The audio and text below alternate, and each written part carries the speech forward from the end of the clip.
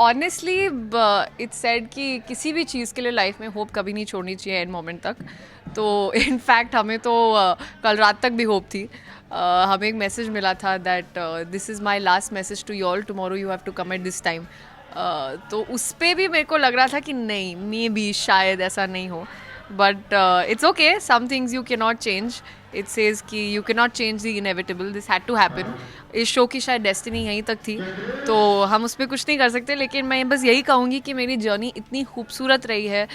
शुरू से लेकर अभी तक मैंने इतना कुछ सीखा है. आज जैसे कि मैंने सबसे कहा भी है कि मुझे लगता है कि जितना हम पहले कंप्लेन करते थे कि हमें छुट्टियाँ नहीं मिलती हैं, हम इतने एक्स्ट्रा घंटे काम कर रहे हैं, आज ऐसे लगता है कि when specially I see the fan response, ऐसे लगता है कि सब वसूल हुआ है. It's all paid of.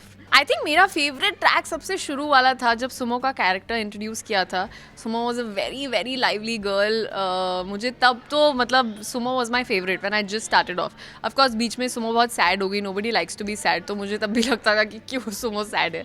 But now I love the end track also, I would say. So I think start and end is my favourite, वे श्रवण and Suman have finally come together. उसी का आई थिंक हम सबको सबसे ज़्यादा इंतज़ार था. And it's a beautiful climax that's come. So in fact अभी अभी जब हमने शूट किया तो काफ़ी ज़्यादा लोग या तो टियरी आइड हो गए थे या फिर उनको गूज़बम्प्स आ गए थे.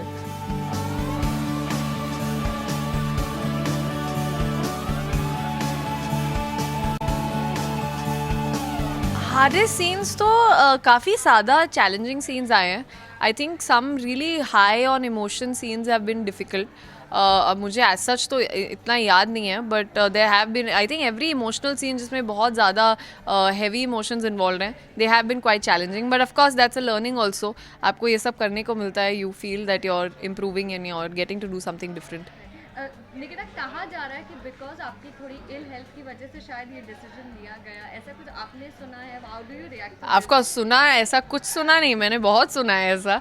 मैं अब कुछ कह नहीं सकती. ऑफ कोर्स आई थिंक ये मैं ही नहीं, anybody on this earth, if they have to choose between their health, their life and work और anything else, we will always choose health first. They always say जान है तो जहान है. और पहले भी मेरी अगर कभी तबीयत ख़राब हुई है थोड़ी बहुत, so I have come and shot अगर हो सका है. तो इस बार ऑफ कोर्स पॉसिबल नहीं हो पाया. I was also helpless. तो अभी if this is the reason why the show is going of air, I can't say.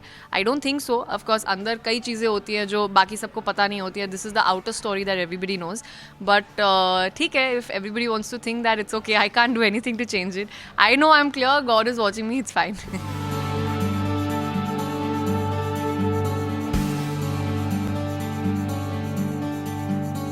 I would just say आप लोग का अपसेट होना जायज़ है. हम लोग भी ये बिल्कुल एक्सपेक्ट नहीं कर रहे थे.